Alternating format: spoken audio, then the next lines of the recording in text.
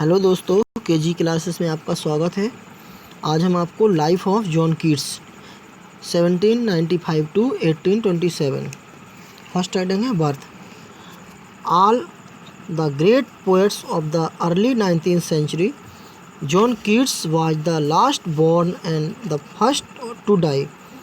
He was the son of Thomas Keats, a best country head hostler in a library stable, and was born prematurely on the 29th or 31st of October 1975 at Finsbury, London. He was the eldest of the 5 children of his father. 4 boys, one of whom died in infancy, and a girl. The youngest of all, his father Thomas was a shrewd, careful man of businessman. His mother, a lovely young woman fond of enjoyment. He was brought up amid surroundings by no means calculated to awaken poetic genius. Hereditary influence and family environments seemed unpromising, and it is difficult to explain the birth of a genius in a family of relatives far or near, none of whom showed any taste for art.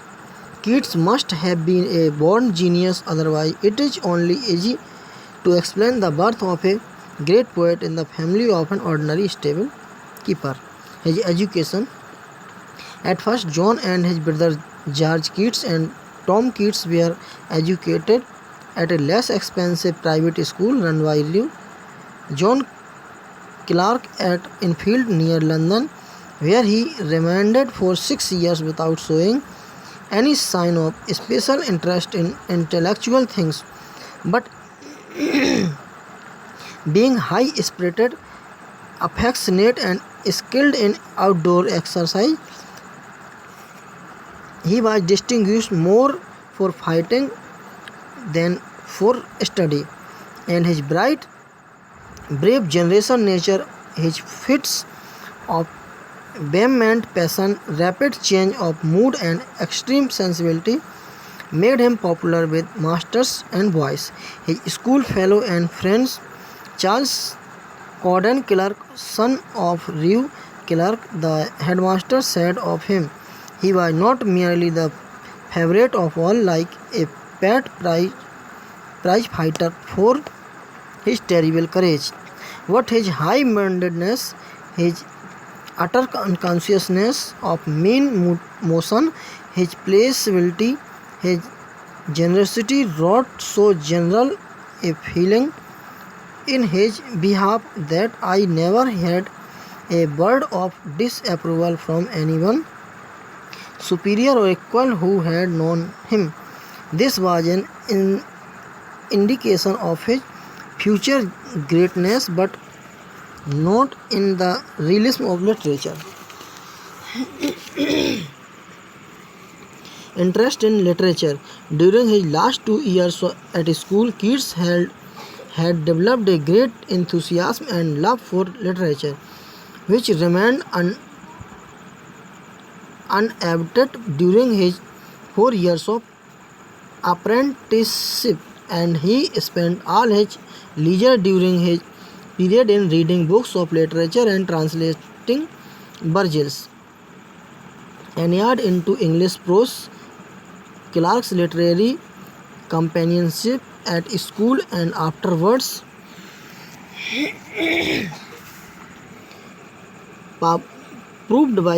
proved very fruitful. At school, Keats devoured every book that came in his way, especially realizing stories of the gods and goddesses of ancient Greece. He borrowed books from Clark, read them, and discussed them with him at Enfield. Once Corden Clark introduced him to the works of Spenser, The poet's poet Keats read the great masters, the fairy Queen, and like so many other poets who received their first inspiration from Spenser, Keats was charmed by this moral allegory. It was the incident of great importance of Keats' life which promoted him to write and greatly helped to develop his poetic genius. Brown, a friend of Keats, writes of him, though born to be a poet, he was ignorant of his bright birthright. Until he had completed his 18th year, it was the Fairy Queen that awakened his genius. In Spenser's fairyland, he was enchanted, breathed in new world, and became another being till enamored of the stranger. He attempted to imitate it and succeeded, but of all the poets he studied, Shakespeare's whose work permeated Keats' whole being, widened his view of life and increased his humanity. The bites of deepest influence on him. Next heading, Great Decision. When 19 Keats returned in 1815 from Edmonton to London for he quarrelled with Dr. Hammond and left him a year before the completion of his apprenticeship. In London, he continued his training as a student of St. Thomas Hospital and Guy's. Though an industrious and able medical student, he gradually realized that poetry was his true vocation. Soon, even against his guardian's opposition, Keats decided to give up his medical profession in favor of poetic vocation. Luckily for Keats, Gordon Clark also came over to London and introduced him to the literary circle, of which Leigh Hunt, something of a poet himself and a pleasant prose writer, was the leading spirit. Hunt's encouragement did much to stimulate Keats' genius. Here also Keats was glad to meet other notable literary men of time, Wordsworth, Charles Lamb, Shelley, etc. Another man besides Hunt who became Keats' great friend and while a special influence upon him was Haydn, an artist of mediocre creative talent but great aim and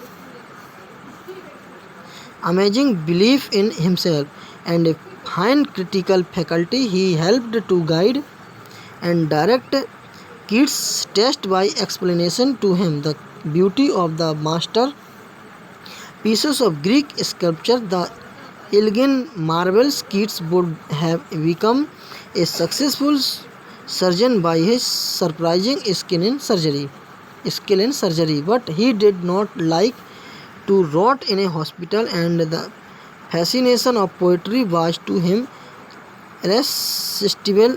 His brothers also encouraged him for the change. Hence, in the teeth of Mr. Abbey's opposition, Keats finally made his choice for poetry. His first attempt at poetry. The poetic muse was already at work in him before his switching over from surgery to poetry. A far cry, but now instead of writing with a voice secrecy, he circulated his earliest verses among his friends, whose praise of them was a source of great joy and encouragement to him. His reading of Homer's poems revealed to him a vast, unexplored treasure of mythology and wonder. In 1817, Keats published the first little volume of poems including Sleep and Poetry, and it was dedicated to Leigh Hunt. The sonnet of dedication was hurriedly dashed off, and not a word of the first draft was altered.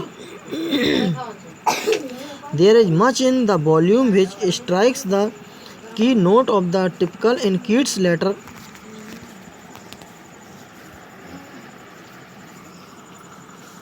work. There are many memorable lines and touches of his unique insight into nature, yet the volume showed considerable immaturity and was anything but a success. It was criticized, but far from being discouraged. Keats knew his fault better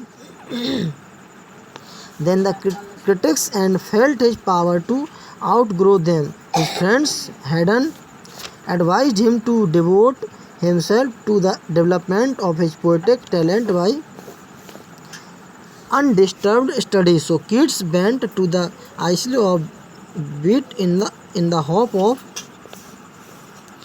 getting quiet and rest there, but in the chance of agreeable company there, he returned to London in 1818. He finished his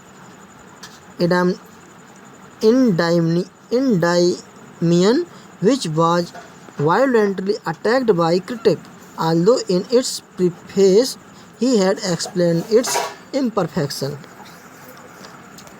Tour and illness. On his return to London, he and his brother Tom took lodging at Hampstead.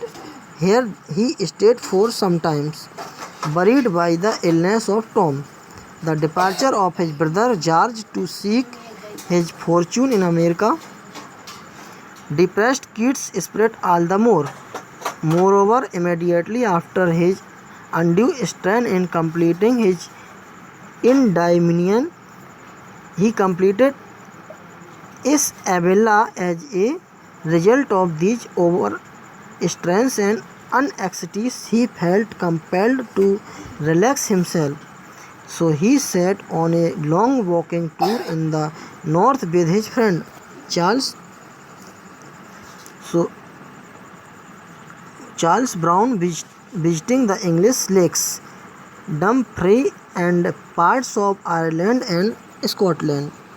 But the holiday brought tragic consequences. While crossing the isle of Mull, he contracted sore throat, which proved very troublesome, and he cut short his holiday and returned home. His romance with Fanny Brown.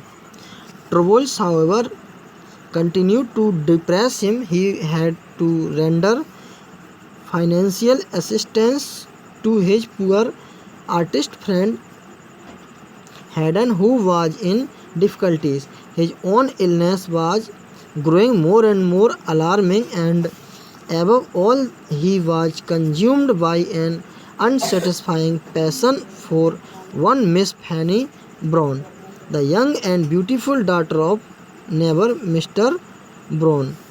He returned his love, but she seems never to have understood his nature and needs.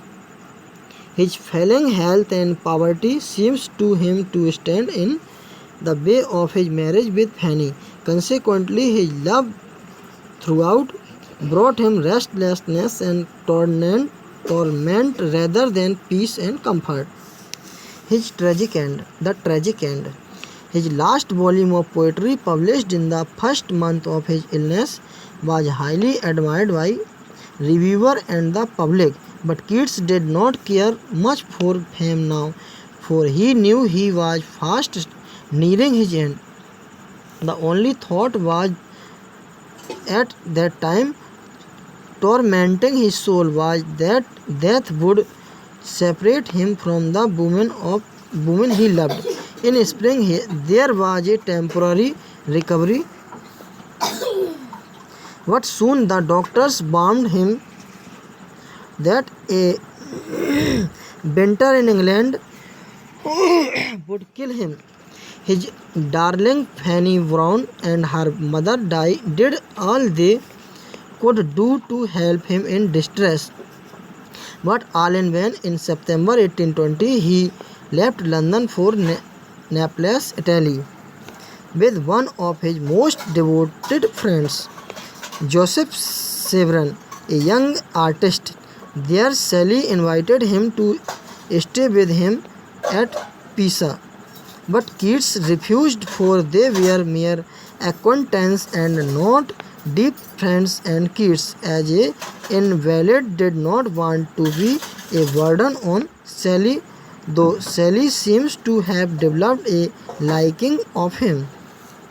According to Keats' own bill, the words to be inscribed on his tombstone were to be, "Here lies one whose name was right in water." But Keats' works are sufficient to believe these words. He left a deep mark on English poetry. His name was certainly not writ in water. Keats has enjoyed immense popularity ever since his death.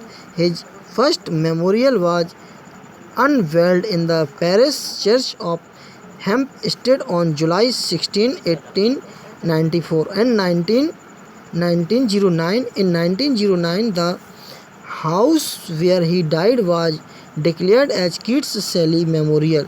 Keats Museum was opened in 1931. Guides ध्यान से सुनिएगा, हो सकता है एक ना एक question इसमें से जरूर आ सकता है. थैंक्स.